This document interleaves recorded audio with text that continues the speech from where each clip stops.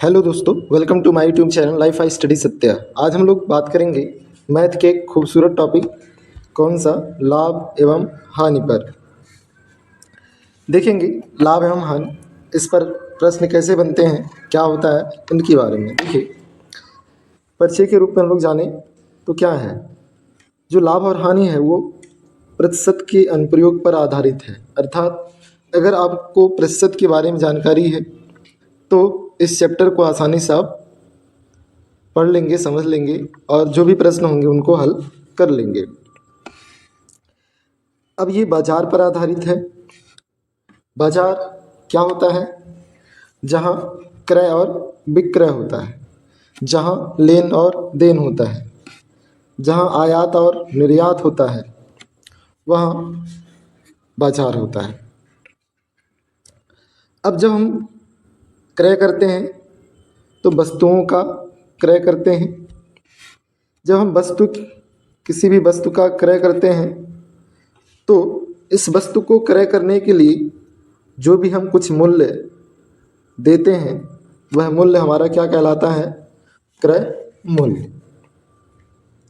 अब देखिए, इस लाभ हानि चैप्टर को समझने के लिए कुछ वर्ड्स हैं जिन्हें हमें समझना होगा। जैसे भी हमने बात किया क्रय मूल्य के बारे में, तो कह रहा है क्या, क्रय मूल्य क्या है? वस्तु का खरीद मूल्य। किसी वस्तु को जिस पर खरीदते हैं, जिस मूल्य पर, वो क्या कहलाता है? खरीद मूल्य। जैसे आप जाते हैं दुकान पर, अगर आलू खरीदने गए तो आलू किलो के भाव से खरीदते हैं, तो जितने रुपए किलो आपको मिलता है वह मूल्य ही क्या कहलाता है? आपके लिए क्रय मूल्य कहलाता है। लेकिन वही चीज़, वही मूल्य जो दुकानदार है, जो आपको दे रहा है, उसके लिए क्या कहलाएगा? विक्रय मूल्य कहलाएगा। तो क्रय मूल्य हमने देखा, कॉस्ट प्राइस सीपी, जिसे वस्तु का खरीद मूल्य कहते हैं, या कोई वस्तु जितने में खरीदी जाती है। विक्रय मूल्य सेलिंग प्राइस एसपी।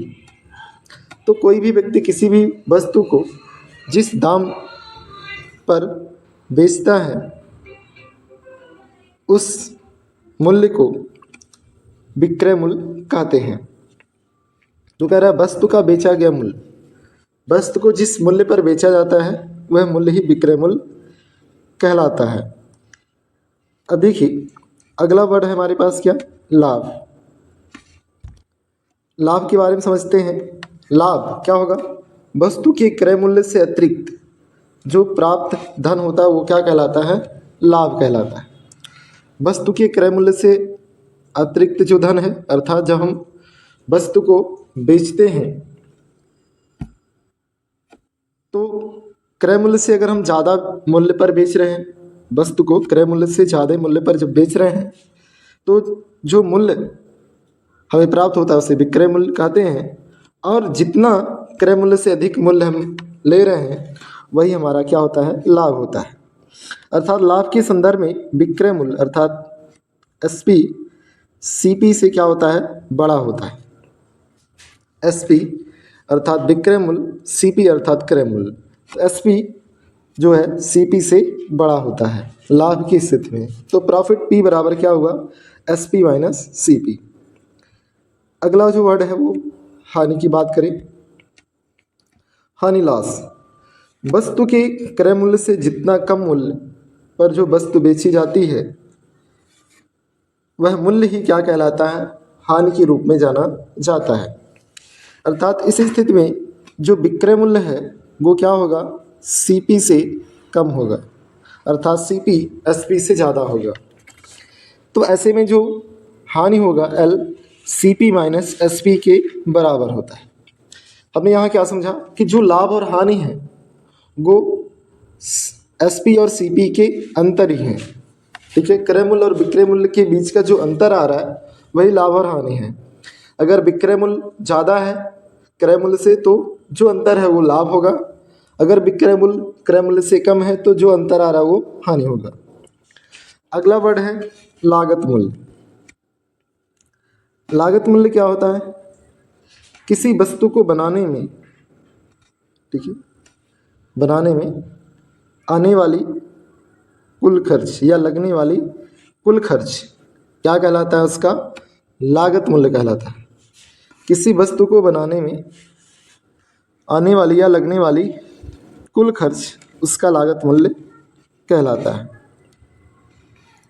अगला देखिए, सूचीबद्ध मूल्य की बात करें या अंकित मूल्य की बात करें। किसी वस्तु के पैकेट पर जो मूल्य लिखा होता है वो उसका अंकित या लिखित मूल्य या सूचीबद्ध मूल्य कहलाता है। अब देखिए हम लोग बात करेंगे क्या यहाँ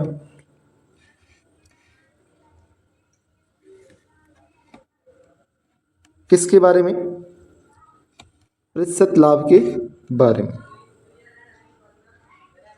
प्रतिशत लाभ व प्रतिशत हानि।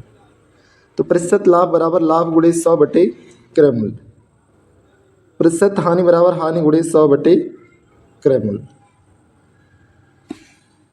तो क्रय मूल्य की हम लोग बात करें तो क्या होता है, अगर हम परसेंटेज के हिसाब से देखें क्रय मूल्य 100% होता है।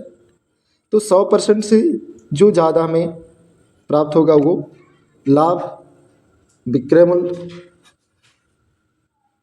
और जो 100% से कम प्राप्त होगा हमें वो भी विक्रय मूल्य होगा, लेकिन हानि की स्थिति में होगा।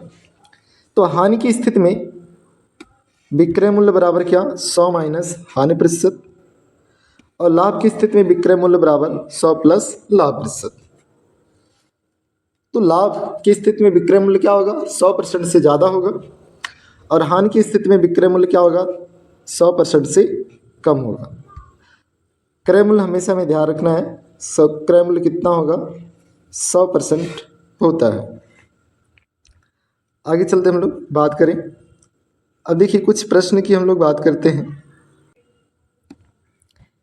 एक व्यक्ति एक किराना स्टोर से 18 रुपये प्रति किलोग्राम की दर से 15 किलोग्राम आलू खरीदा और 45 रुपये प्रति किलोग्राम की दर से 8 किलोग्राम मटर खरीदा और 138 रुपये प्रति किलोग्राम की दर से 8 किलोग्राम सरसों का तेल खरीदा।